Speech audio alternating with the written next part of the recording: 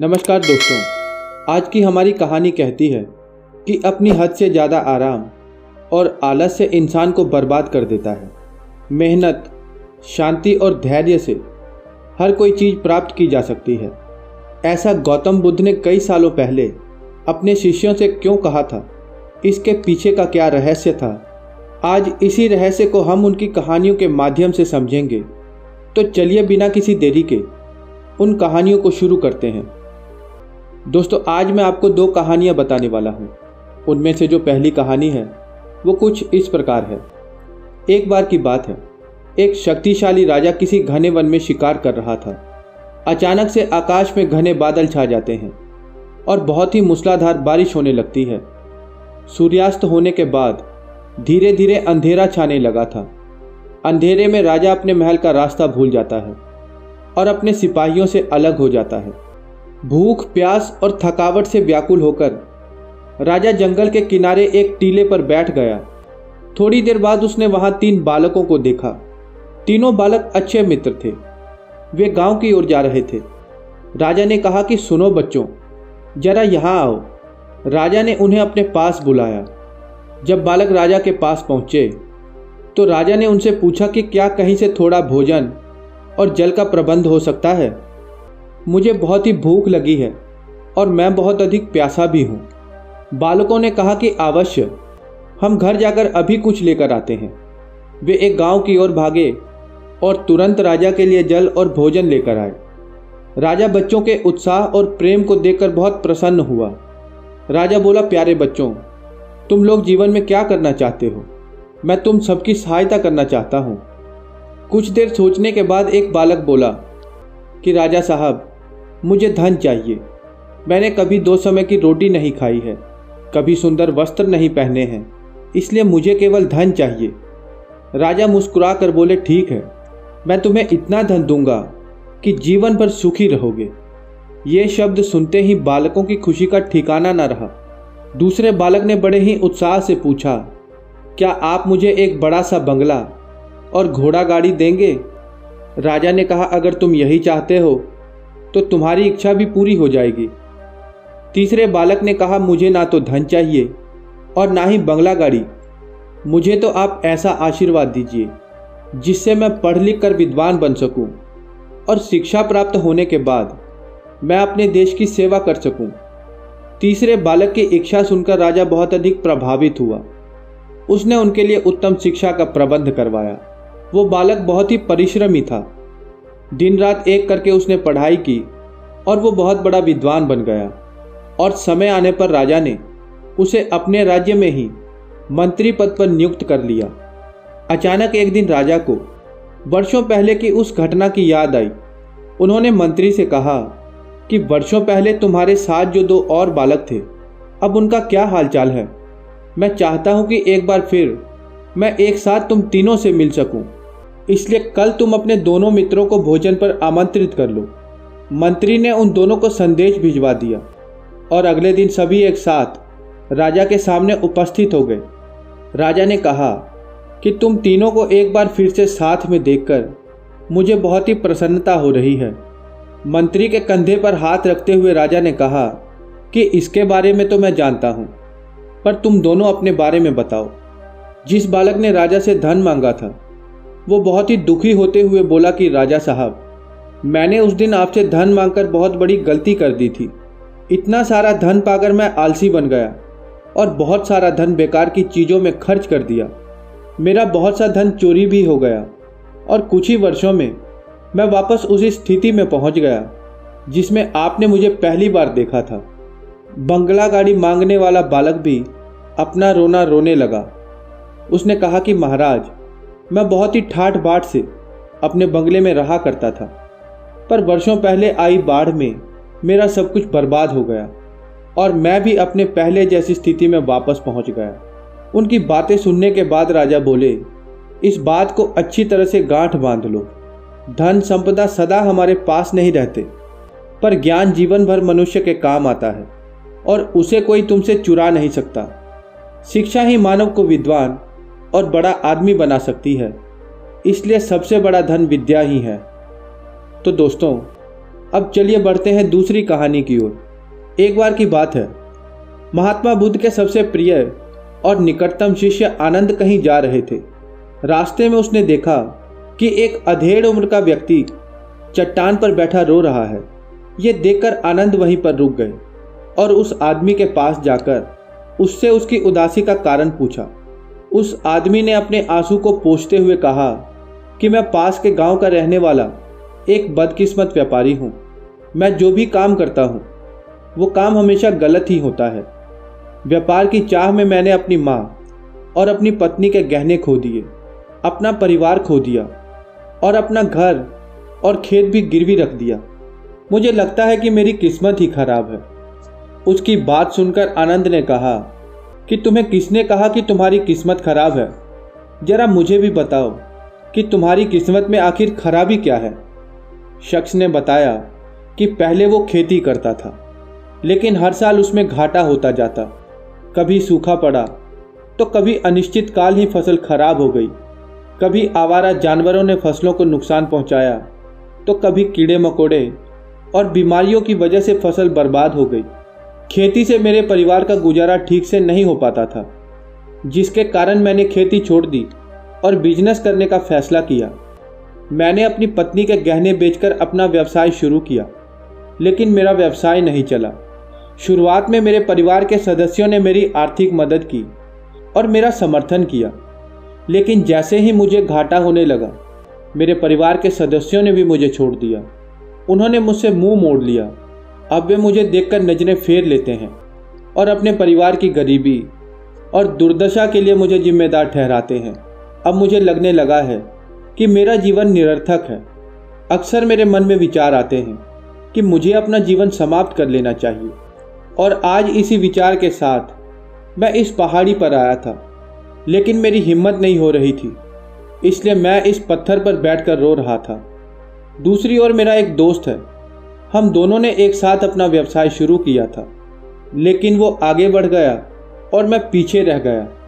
मेरी असफलता के कारण वो मुझे हर समय अपमानित करने की कोशिश करता रहता है। वो अक्सर मेरे पास आता है। वो अपनी सफलता के बारे में बड़ी बड़ी बातें करता है। वो अक्सर मेरे परिवार को बताता है कि उसने कितनी मेहनत करके इतना बड़ा व्यवसाय खड़ा किया है। वो अक्सर मेरी पत्नी और मेरे माता पिता को अपने फलते फूलते व्यवसाय की कहानियाँ सुनाता है, जिसे मेरा परिवार प्रशंसा करता है, लेकिन वे मेरे बारे में बुरा बोलते हैं। वे मुझे निकम्मा और कमज़ोर दिमाग वाला कहते हैं। मेरी पत्नी और माँ मुझे हर बात पर ताना मारते हैं, जिससे मुझे बहुत दुख होता है। कभी कभी मुझे अपनी असफलता पर गुस्सा भी आता है, लेकिन मैं समझ नहीं पाता कि मैं क्या करूं। यह सुनकर आनंद ने पूछा कि आपको किस बात से दुख होता है, अपनी असफलता से या आपके मित्र की सफलता पर? सवाल सुनकर उस आदमी ने पल भर सोचा और फिर कहा, सच बताऊं तो मुझे अपनी असफलता पर उतना दुख नहीं होता जितना अपने मित्र की सफलता पर होता है। भिक्षु आनंद ने अगला प्रश्न पूछा, यदि आपका मित्र व्यवसाय में असफल हो जाता और आप सफल हो जाते तो क्या आप खुश होते? व्यक्ति ने कहा, हाँ, मुझे बहुत खुशी होती। आनंद ने कहा कि मतलब आपकी खुशी आपके दोस्त पर निर्भर करती है। अगर वो चाहे तो वो आपको खुश कर सकता है, और अगर वो चाहे तो वो आपको दुखी भी कर सकता है। आप खुद से ना तो खुश हो सकते हैं और ना ही दुखी। भिक्षु की बातें सुनकर वो व्यक्ति कुछ देर सोच में पड़ गया और फिर बोला कि आपकी बातें सुनकर मुझे कुछ आशा जगी है। तब भिक्षु आनंद ने कहा कि जब हम किसी चीज़ की आशा करते हैं तो हम उस चीज़ पर निर्भर हो जाते हैं, फिर हमारा सुख और दुख भी उसी बात पर निर्भर होने लगता है। इसलिए सबसे अच्छा ये है कि आप खुद से ही उम्मीद करना शुरू कर दें। जब आप ऐसा करते हैं और साथ ही मेहनत और ईमानदारी से काम करते हैं तो आपको सफलता जरूर मिलेगी। आप सोचते हैं कि आपका दोस्त आपको नीचा दिखाने के लिए आता है, वो आपको दुखी करने के लिए आता है, लेकिन अगर आप ईमानदारी से सोचें तो वो जो बातें कहता है वो सच होती हैं। आपको उनके संघर्षों और अनुभवों के बारे में बताता है। आप उन चीज़ों से बहुत कुछ सीख सकते हैं। आपको उनका आभारी होना चाहिए कि आपको घर बैठे इतने सारे अनुभव मिल रहे हैं। उन अनुभवों का लाभ उठाएं नई शुरुआत करें, जिम्मेदारी से काम करते रहें, कभी भी हार ना मानें। एक दिन तुम्हें भी सफलता अवश्य मिलेगी। आज तुम इसे दुर्भाग्य या बुरा समय कह रहे हो, समय अवश्य बदलेगा। इसके साथ ही तुम्हारी सोच और तुम्हारे विचार भी बदल जाएंगे। और देखना, जब आपका अच्छा समय शुरू होगा तो आपके दोस्त भी आपको उसकी सफलता की कहानी नहीं बताएंगे, बल्कि फिर से वो आपको अपनी असफलताओं और परेशानियों के बारे में बताना शुरू करेंगे, ताकि आप उनकी बात सुनकर भ्रमित हो जाएं, आपका आत्मविश्वास हिल जाए और आप गलत निर्णय लेना शुरू कर दें। लेकिन उस समय भी आपको अपनी बुद्धि का इस्तेमाल करना होगा, खुद पर भरोसा रखना होगा। जिस तरह आज आपका दोस्त आपको दुखी करने के लिए आएगा, उसी तरह उस समय भी वो आपको बताने के लिए आएगा, क्योंकि जैसे तुम्हें उसे दुखी देखकर आनंद आता है, वैसे ही उसे भी तुम्हें दुखी देखकर आनंद आता होगा। उस व्यक्ति ने कहा कि आप सही कह रहे हैं, लेकिन मुझे सबसे बड़ा दुख ये है कि इसमें मेरे परिवार के लोग भी शामिल हैं। दरअसल मैं अपने परिवार के लिए अच्छा करना चाहता हूँ, मैं उन्हें खुश रखना चाहता हूँ, लेकिन वो मेरी बात भी समझ नहीं रहे हैं।